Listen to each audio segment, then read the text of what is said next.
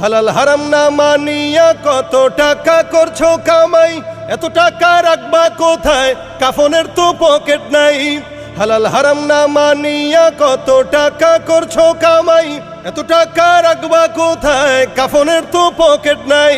টাকা পয়সা লইয়া কি কেউ কবরে গেছে, কি জবাব দিবি রে তুই আল্লাহর কাছে, হায় কি জবাব দিবি রে তুই আল্লাহর কাছে।